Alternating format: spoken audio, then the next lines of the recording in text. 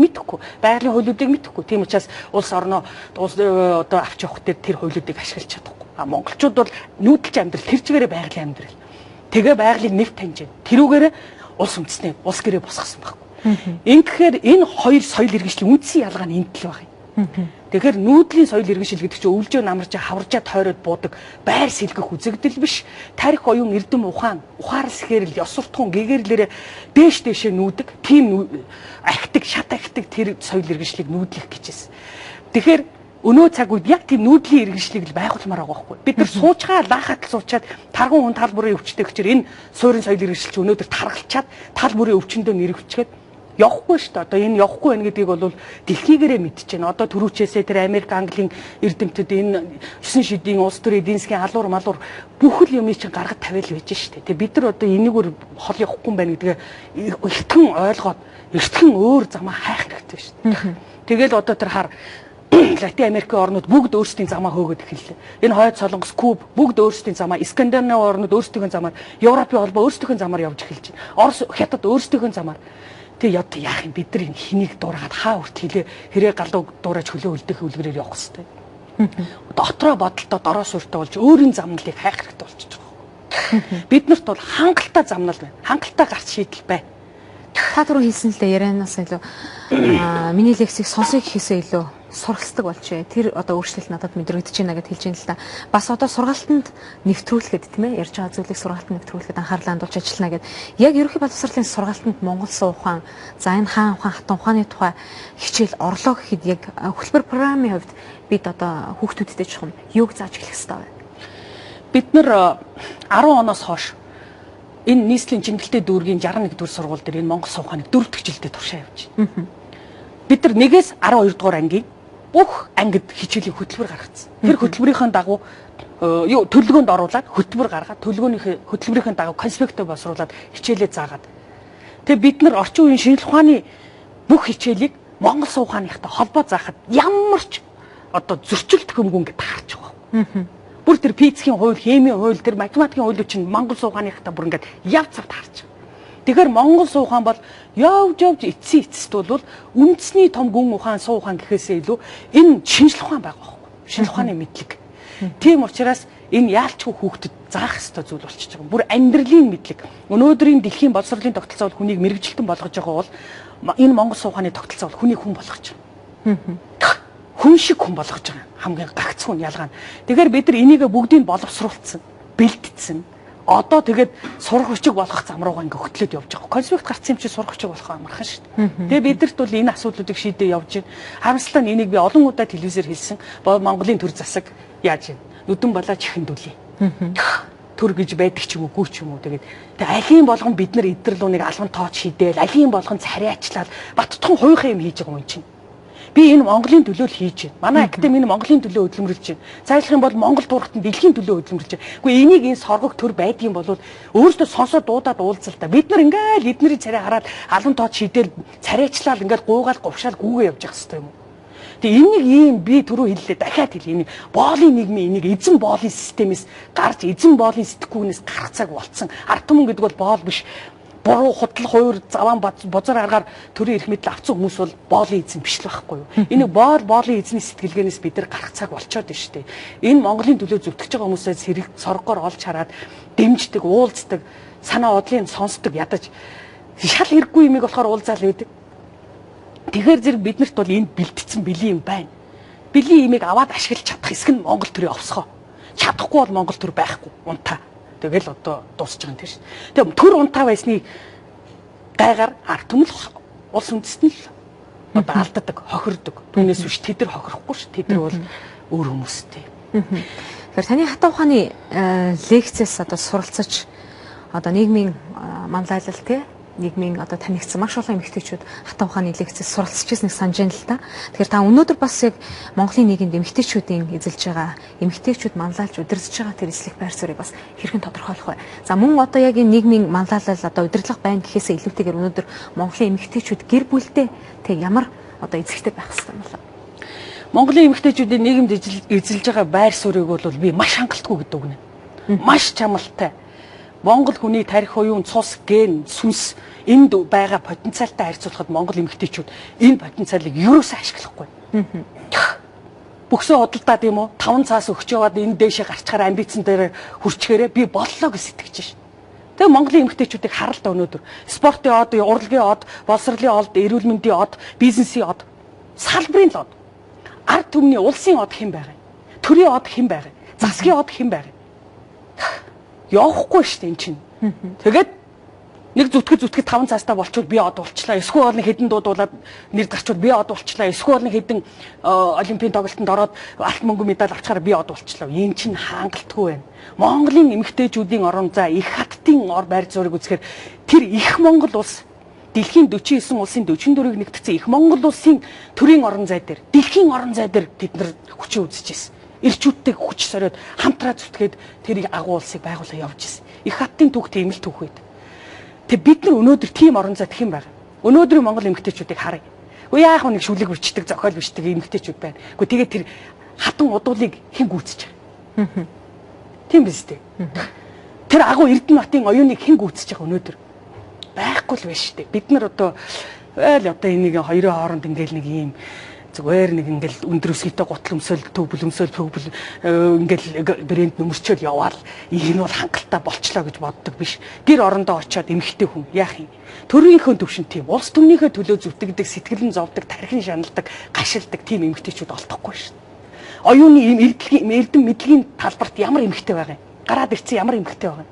Ирчүүдтэй үнэлэгдээд гараад ирсэн ямар эмэгтэй байгаа юм? Оюуны тал дээр бүр байхгүй. Болмоор байна. Монгол эмэгтэйчүүд юм бодмоор байна тий. Бас зүгээр л салбартаа бол болж байна. Тэгээд ажил дээрээ сайхан үнэлэгдээ сайхан нэр хүндтэй амтан гэртээ хараад нөхөртөө нөгөө пигээрээ дуудуулаад үр хүүхдтэй илдүүлүүлээл мөн үү? Ямар ч нэр хүндтэй. Энд чинь яаж вэ? Бид нар амьдралын од биш. Салбарын од гэдгээ л харуулдаг байгаа. Тэгэхээр бид нар одоо энэ амьдрал руу энэ өрх гэр гэдэг чинь ерөөсө жижиг төр шүү дээ. Монгол улсын жижиг төр, нэгж төр. Энэ нэгж төрийг эмэгтэй хүн л авч явдаг. Энэ том төрийг ч гэсэн эмэгтэй хүн төршдөг.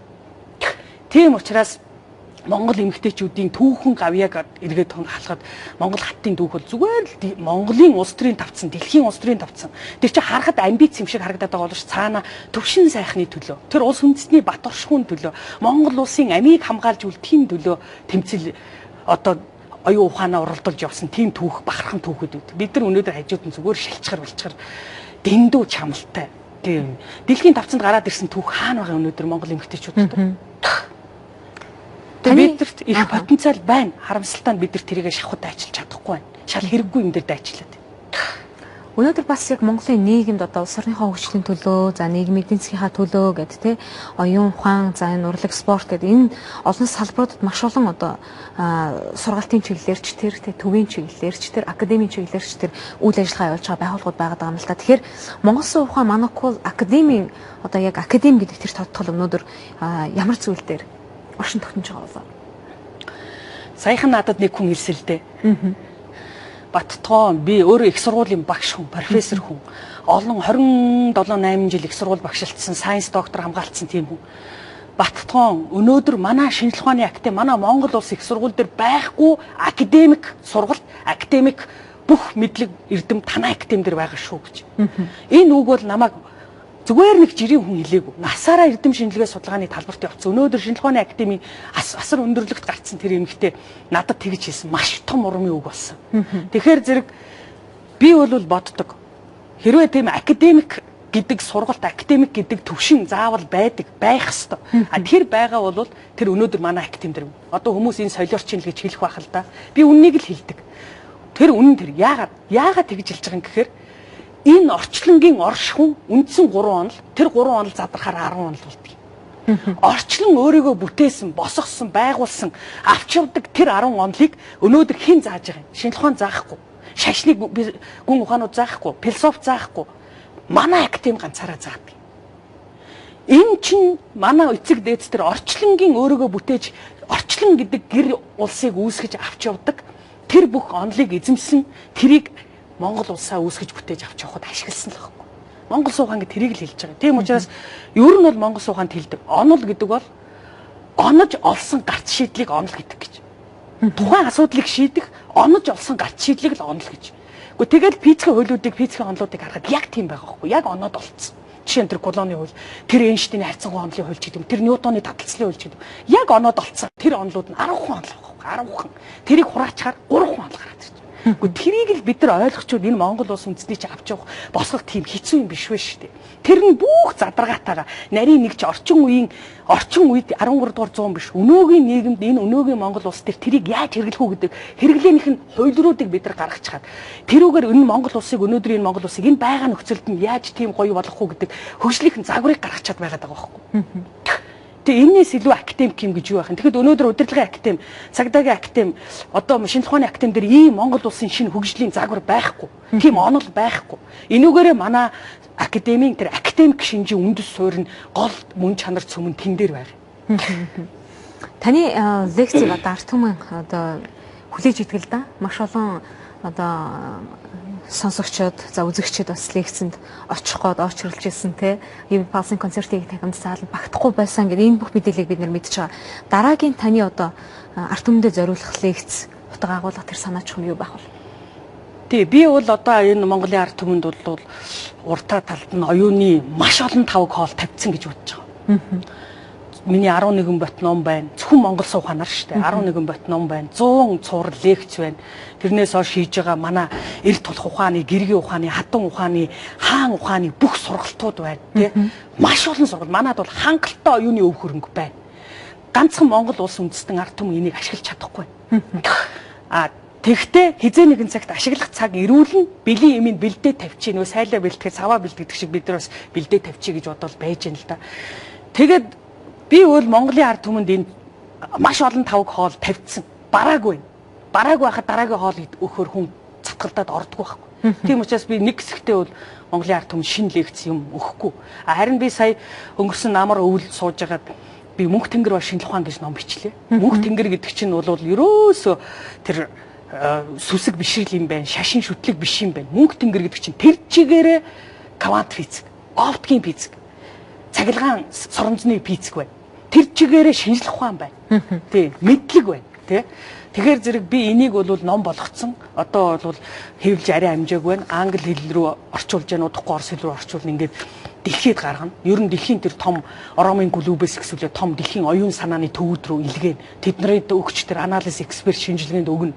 Тэгээд одоо ер нь бол бас дэлхий рүү гаргая. Энэ монголчууд алтан дээр суусан гуйлах чинь гэсэн үний юм бэ. Монгол суухан гэдэг энэ улс гүрнээ сайхан аваад явах, засаад явах, дэлхийд мандан бадраад явах, тэр үдгийг дэлхийг засаад явах асар том монгол суухан гэдэг алт байна. Энэ алтаа тоохгүй. Оюу толгоо юу? Тэр ухаал хаяг юу ч биш. Гэтэл энэ ухаад барагдчихгүй том алтаа мэдэхгүй энэ алтан дээр суусан гуйлагчгуудад бол энийг хүргээд бол димэл юм шиг. Тэгээ одоо тэр магадгүй тэр гадаадынхан ойлгож магадгүй тийшээ гаргачихад магадгүй буцаж экспортлол гаргачаад буцаж импортлж оруулж ирэх замаар монголчуудад хүргүүл арай дээр юм болов гэж одоо сууж байгаа. За баярлалаа. Ингээд өнөөдөр бас энэ амралтын өдөр бидэнтэй сайхан яриа өрнөсөн танд баярлалаа. Монгол суух ухаан Монокол академийн үйл ажиллагаанд амжилт хүсье. За баярлалаа. Та бүхний ажилч гэсэн амжилт хүсье. Баярлалаа үзэгч та бүхэнтэй энэ цагтыг илэрхийлсэн мэдээний өрөөнөөс Монгол суух ухаан Монокол академийн ерөнхийлөгч Бат Утган ярилцлаа. Анхаарлаа хандуулж хамтаа байсан үзэгч танд баярлалаа.